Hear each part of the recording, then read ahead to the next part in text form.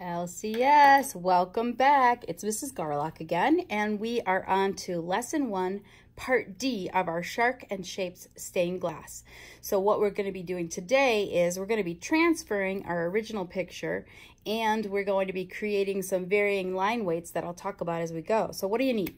So you're going to need a pencil and an eraser again, always. You need your initial shark drawing, an extra piece of blank paper, same size as the one that you're using is preferable, a couple pieces of tape, a sunny window, and a Sharpie or some other kind of dark marker. So if you have a Crayola marker in blue, or if you have it in black, if the darkest marker you can find is in green or purple, that's fine, but find a nice dark marker. It's going to work good for this.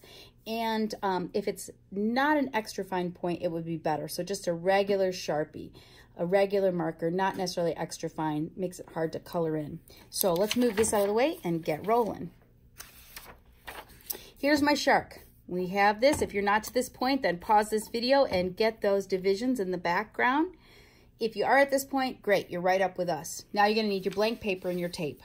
We're gonna be putting a piece of paper right over top of our shark. Gonna line it right up. And we're gonna use tape. Don't worry if you don't have washi tape. It might rip a little bit on your paper, but we're not going to worry too much about it.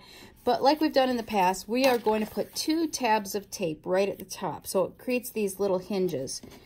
That way, it'll be easy for us to hold these together and it won't shift when we go to trace it. Now, if you say, Mrs. Garlock, I know you said we're going to trace this. I don't have a light box. I can't see through this paper. Maybe you can see through the paper. We're going to make it easy for you. Everybody, hopefully, unless you're living underground right now, you have a light source. So a window is preferable, a nice sunny window. If you're doing this at night, it makes it a little tricky. So try to get this done during the day so you have some light coming through a window. What you'll do is you will take some more tape here, and this piece that you have put together here, you're just going to put a couple more tabs on it, but don't fold them around to the back. You're going to tape them to your window. So today we're going to pretend, boys and girls, that this is my window and we can see through it. We're going to tape this to the window. Light will be shining through it and we'll be able to see our drawing underneath and we'll be able to trace it. I already have one started for you to show you guys though. So here's one that is started. And you can see I started to trace it. I could see my shapes. I would continue tracing this until it gets totally done.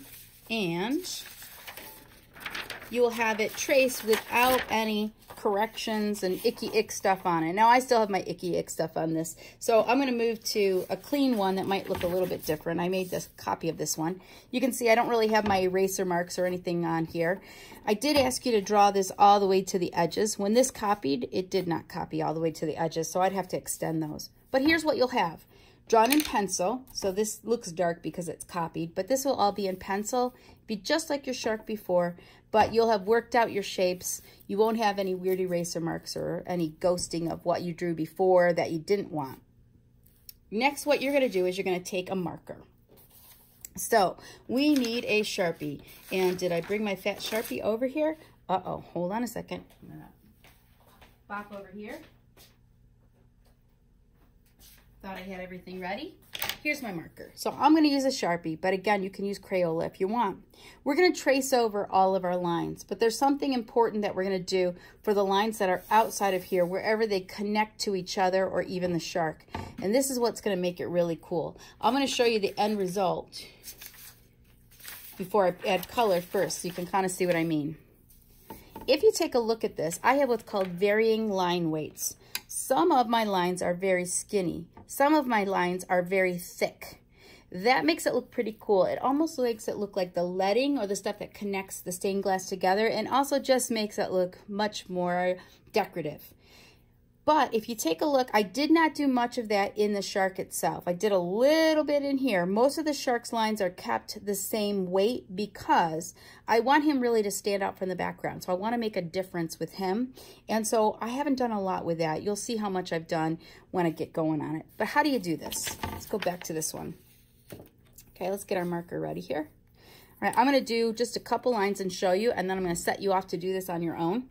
You're going to first trace your lines the best you can. If you don't trace them quite right, that's okay. You can always erase what's underneath it. But you'll trace all your lines.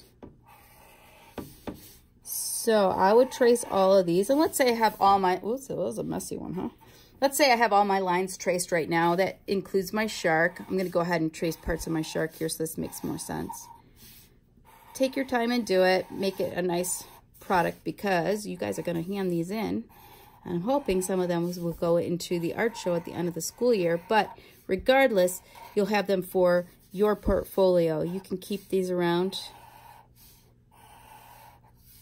and then you'll have them for when you're older and your kids and your friends and everyone wants to look at them, and you say, oh my gosh, I did this in 7th, 8th, 9th grade, whatever.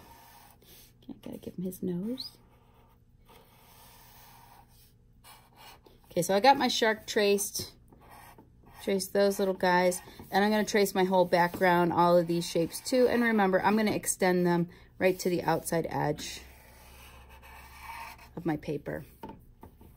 What I want you to see on how we change, I'm going to sit down for a minute, how we change these thicknesses is wherever two lines converge. That means come together. So I've got a line here converging with this line. Instead of having it nice and pointy right here, I am going to actually make this like little curve here and fill this in, okay? So it goes from skinny to a little bit thicker, and it makes, instead of a harsh curve right there, it makes a point that is a little bit more rounded. So where does another one of these outside ones meet something that's already been drawn? Well, this one right here meets right with the shark. So where it meets with the shark, I'm again going to ease this in so it makes this nice little eased and thicker line. Here, over here, same thing. Now look at this. This meets here at the shark, and this shape meets at the shark. This side over here, I'm going to curve back this way. I'm going to keep looking at it. Here's another area that I have. Now this one is really pointed right here. I already know I want to curve that a little bit, so it's going to combine with what I've already done. This one right here, I'm going to curve into here. Now we have this big shape right here, but it's cool. That would be like the lead between the glasses, or the glass pieces. Right here, I can make a curve this way, and I can make a curve that way. So as I keep going, I'm going to start getting more and more this really kind of cool design where everywhere where one line meets another, there's going to be this nice thicker area that's very decorative. We're going to do something different though inside the shark, and that's what I wanted to show you guys. Make sure this is lined up. Yep. Okay, so inside the shark, I only want to do it in a couple of places because I don't want to lose the shape of my shark. One place I'm going to do it is right here towards the nose. And then I'm also going to do it right here where it meets the fin. I think that looks pretty cool. So if we take this and we kind of round that off around there, in front of it and just behind it, and that kind of sets that fin away from the rest of the body. And then the other part that I liked was back here, and I put a little bit back in here as well. I think that's the only places I did it on my shark, just to make it look pretty cool. So go ahead and finish that up today. That's going to be your lesson for today. But I want you to get, before you join me again, I want you to get it done to this stage right here. And then we'll have some choices to make. So have a good time. Go ahead and finish that shark. You don't have to fill in his mouth solid. Why I did that, I don't know. You don't have to do that. But if you do that, that's fine too. Okay, love you guys. I'll see you next time. Bye.